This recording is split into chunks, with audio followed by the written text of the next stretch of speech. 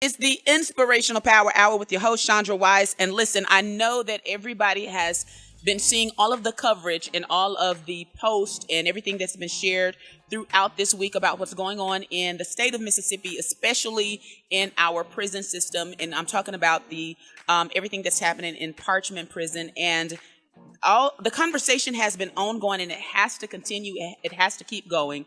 And so today I have one of my fellow radio personalities right here from 97.7 on the air, none other than Pastor CJ Rhodes. How are you, sir?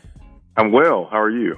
I'm good. And listen, thank you so much for taking time and talking with us about this crucial and important issue that's going on in our state right now.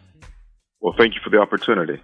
Now, you are a part of an organization. We know that, Pastor Rhodes, you're so incredibly busy, but one of the things that you are a part of is the Clergy for Prison Reform. So before we kind of dive into that, can you talk to us a little bit about the situation and some of what we've been seeing happening in our prison this week in Mississippi?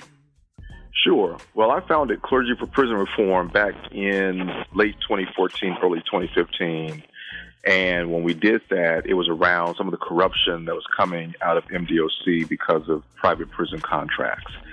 So we've been following issues going on in prison since then until now. And a lot of what we have seen over the last week or so coming out of Parchman and other state prisons is an ongoing problem with subhuman, inhumane conditions, inadequate access to healthy food, all kinds of stuff going on with water supply and overrunning toilets and sewage. So these are very subhuman conditions that a lot of these prisoners are dealing with. You take that, add that with the state of Mississippi not giving the adequate amount of dollars for staffing the prisons and improving the prison buildings, add to that gang violence, add to that just the deep frustrations folks are having.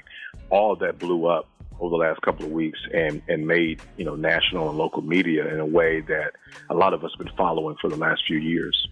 And so we've also seen some very, very unfortunate incidents in terms of you talked about the subhuman living conditions of the inmates and also the deaths that have happened. Do we actually have clarity, clarity on what has happened in terms of those inmates that have died? From what I'm hearing, I don't think we've had the whole story. We have, of course, a lot of media that's been covering over the last week or so, but I'm hearing from families, I'm hearing from people who are advocates and activists on the ground, and they're saying that we're only getting about, maybe 30-40% of what's actually happening. Of course, what I'm saying is going to be in conflict with what MDOC will report. Right. But from what I'm getting, there's a lot more happening, a lot more that has happened that isn't making the news. And so I do want to highlight, if I can, that on January 21st at 9 a.m. at Mount Helm Baptist Church, we'll be having a hearing of sorts, talking about conditions in our prisons and ways that people can advocate toward resolution. Because the more that we put light on this and attention on it, the more and more answers we'll get, and hopefully the corrections to the problems we're seeing. Some of the things that I saw this week, and I'm telling you, it really brought tears to my eyes, just in terms of the living situations, in terms of and this of course is coming from some inmates on the inside, lack of adequate medical treatment, the food not being able to eat, in a regular schedule, and so much more. And we're going to get into this, and I saw there were some relief efforts that were delivered to the prison earlier this week. But what can the general public, what is it that we can do to be able to help on the outside looking in this situation? Yeah, so I think a few things. One is continue to put on pressure by reaching out to MDOC, reaching out to our newly sworn in governor, lieutenant governor, legislators, because some of these fixes will have to be legislative, right? Some of these fixes would require the legislature to allocate appropriate dollars, Another solution will be, if you start hearing about court cases, making sure you're following those cases and try to show up in the courtroom so that the judge, jury, and everyone in there knows that there are people who care. And then there are a number of institutions and organizations that have prison ministries. If they could, make sure they're sending food or even pillows and stuff like that. The only thing I would say about that though is that a lot of that stuff has to be regulated by the MDOC, and so you just can't go and get any kind of mattress, any kind of pillow. Right. So the biggest things I think that would really help is for people who have platforms like yourself and others to use those platforms to continue to make this a story, because here's the reality. In about 2 weeks, when national media may not be covering this anymore, and it's not even a big issue for local media, these issues will still be happening in the prison, but they're going to still need people talking about it so that it's not swept under the rug. And so one of the main ways of doing that is blow up your legislators, blow up your governor, your lieutenant governor, MDOC, use Facebook, Twitter, Instagram to keep making this a story, because usually change doesn't happen until crises like this occur. Exactly. And you mentioned some of those things that are, of course, legislative issues. In terms of the tax dollars that that we as citizens are paying, that are supposed to be going to our prison systems, and also making sure that the inmates have humane and these basic living conditions, and even some of the extra programs. I think we have to stay on those elected officials in that perspective as well. Absolutely, yeah. I mean, the dollars that are already being spent, are they being spent the right way? For instance, we just saw that the governor moved a number of inmates to a private prison. It's going to cost us about $2 million, I think, over about 30 or 90 days. Is that the best use of tax dollars? And here's something that I'm going to say that may be a little controversial. We've got too many people in prison who really don't need to be there, either because they have mental illness, maybe because they had possession charges, whatever it is. We've got just too many people confined in our state prisons. So another thing, legislatively, we got to do much more to reform our sentencing. We just, for instance, if someone has a mental illness or they got a drug problem, going to prison ain't gonna solve that. Exactly. They need to go, get mental help. They need therapy. They need detox. There are a number of other things that could benefit them other than going to prison. So one of the ways we resolve a lot of this is by not having so many people in prison in the first place.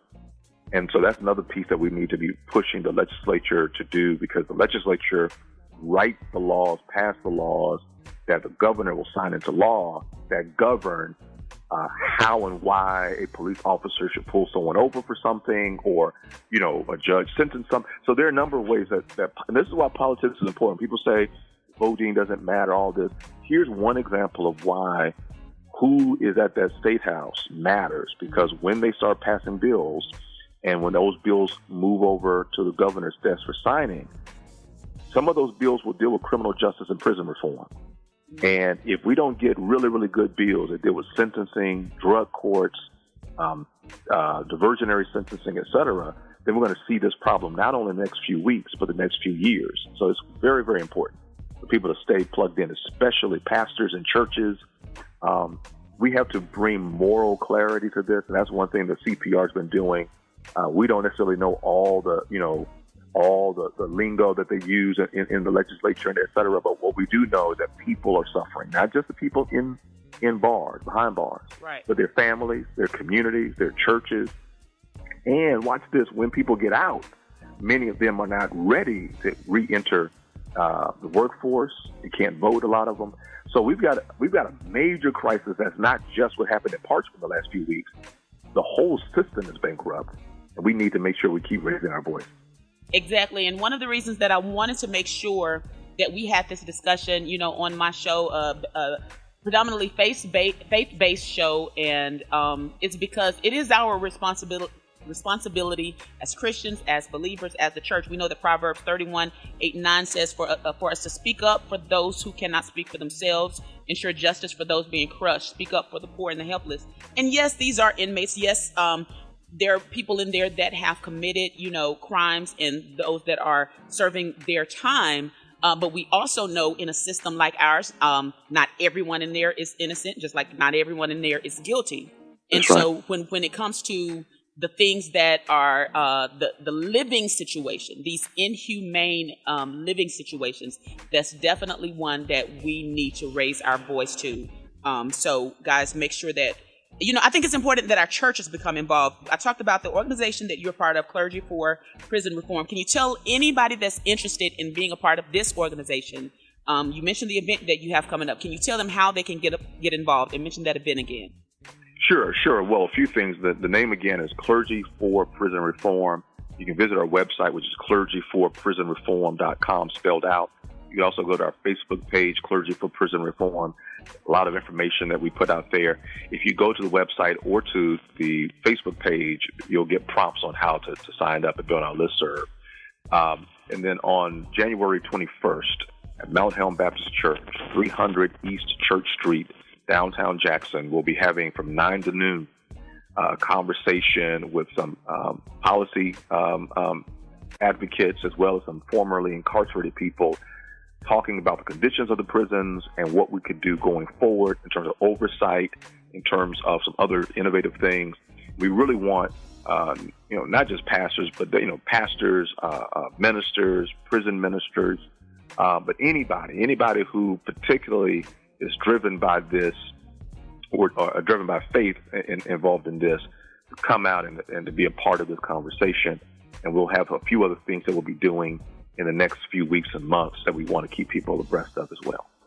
Thank you so much. I'm going to share and post the flyer on my pages as well. And guys, we just encourage everyone to continue to stay tuned in and to this situation, because it's not one, like you said, that we can allow once the national attention may turn to something else. We have to make sure that this keeps going. So thank you so much, Pastor Rhodes.